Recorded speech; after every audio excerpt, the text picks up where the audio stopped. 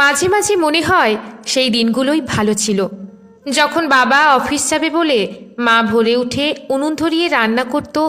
আমরা স্কুলে যাব তাই কত আদর করে ঘুম থেকে তুলে হাতে ব্রাশ দিয়ে দাঁড় করিয়ে দিত মা। চোখে তখনও ঘুম। স্কুলে কিন্তু আমরা হেঁটেই যেতাম। বেশ খানিকটা দূর হলেও স্কুল বাস বলে আমাদের কিছু ছিল না।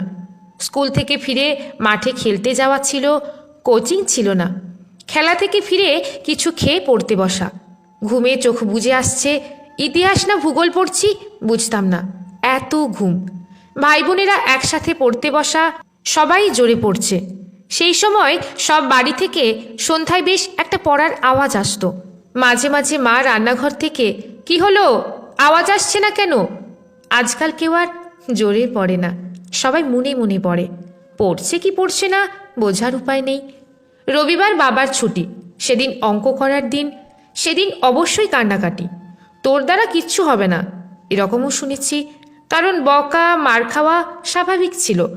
এখন তো শুনি পরীক্ষার আগে পড়াশোনা না করলে মা বাবা বকলে আত্মহত্যা করে বাচ্চারা। এছাড়া ছিল রেডিওতে বোরোলিনের আসর শোনা। রবিবার বিকেলটা পড়াশোনা করতে হতো না, হয় সিনেমা বা শীতকালে সার্কাস বা মামার বাড়ি মাসির বাড়ি ঘুরতে যাওয়া। টিভি ছিল না, কিন্তু সেই নিয়ে কোনো দুঃখও ছিল না। আজকাল মোবাইল চেয়ে না পেলে আত্মহত্যা করে। আমার কাকু একটা টিভি কেনেন। পাড়া শুদ্ধ লোক খেলা থাকলে সেই টিভি দেখতে আসতো।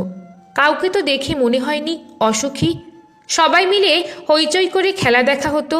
শনি রবিবার সিনেমা। রুকাবাটকে নিয়ে খেদ হ্যায়, এই কথাটা তখন শিখি না। তার জন্য কেউ টিভির কেন্দ্র ভাঙচুর করতে যায়নি। আর একটা জিনিস, লোডশেডিং। বিকেলে ল্যাম্প মুছে তেল ভরে রাখা হতো, মা সব করে ফেলতো। লোডশেডিং হলে আমরা ছাদে চলে যেতাম। 2-3 ঘন্টা অন্ধকার। ছাদে শুয়ে বাবা তারা চেনাতো আর কত গল্প শোনাতো। যখন আলো আসতো, লাইট এসেছে লাইট এসেছে বলে একটা আওয়াজ উঠত, বেশ মজাই লাগতো। এখন পাওয়ার ফেলিওর হলে সাথে সাথে হাজার হাজার ফোন, বিদ্যুৎ অফিসের গাড়ি, ঠিক না হলে অফিস ভাঙচুর বা বিদ্যুৎ কর্মীদের ধরে মার। কবে থেকে আমরা এত অস্থির হয়ে গেলাম? মজা লাগতো মাঝে মাঝে জ্বর-টর হলে। ডাক্তার জেঠু বাড়িতে আসতেন না, বিরাট কোনো টেস্টের লিস্ট ছিল না। জিভ দেখে বড় করে হা করো আর স্টেথো দিয়ে বুক পিঠ, ব্যাস ওতেই পরীক্ষা শেষ।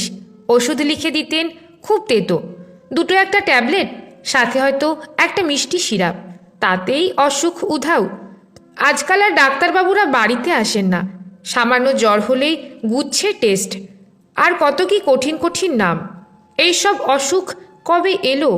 প্রায় সব বাচ্চার ইনহেলার লাগে। কেন? খুব কঠিন অসুখ বোধ হয় কম লোকেরই হতো। হাসপাতালে যাওয়া মানে বাচ্চা হওয়া বা খুব বয়স। এত ভিড় ছিল কি? জীবন বড় জটিল হয়ে গেছে, সাথে মানুষের মন বড় অশান্তি চারিদিকে। সেই কিছুই না থাকা শান্তির দিনগুলো কি আর আসবে না?